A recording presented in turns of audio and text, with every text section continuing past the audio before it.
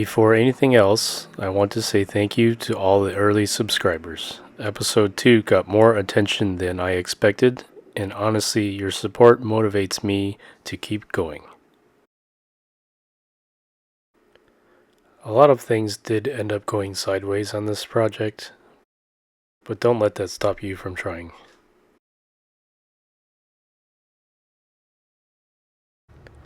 So you might be asking how I even got myself in this situation. Naturally, I was not happy with the orange peel that came out of the Rust-Oleum spray can, and I expected that. However, when I went to go wet sand it, I ended up going too deep and had to spray it again. Here you can see me spraying it again after sanding, but the issue was that the previous paint layer must not have been fully cured yet, so spraying more new paint on top caused it to wrinkle. Unfortunately, this is a common problem with these enamel-based spray cans. It takes a very long time to dry, and you're not even supposed to recoat them for a couple days.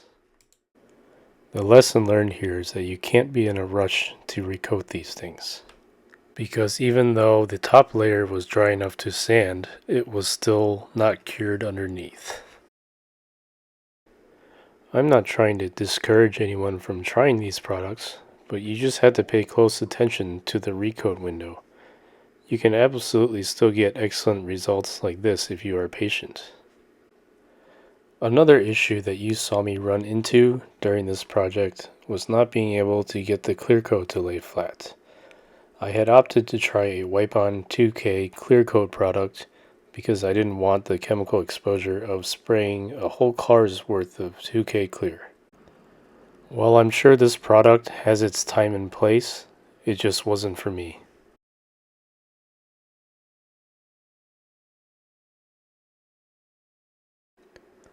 I feel like we were able to get excellent results out of a Mako budget paint job because we took the time to disassemble most of the car. Fixing all of the dents and deep scratches beforehand also helped save a lot on cost.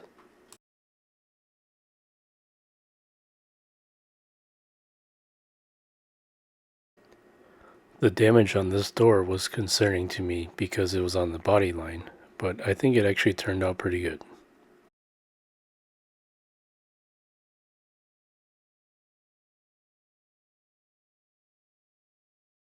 I've seen shops try to paint around door handles, but it just doesn't come out as good. It's always better to remove them. I think for only being their economy paint job, the amount of orange peel is acceptable.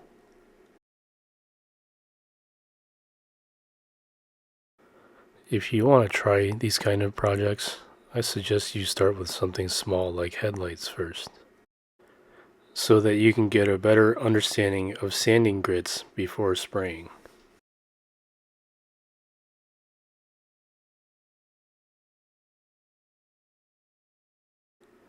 New moldings really add a nice finishing touch.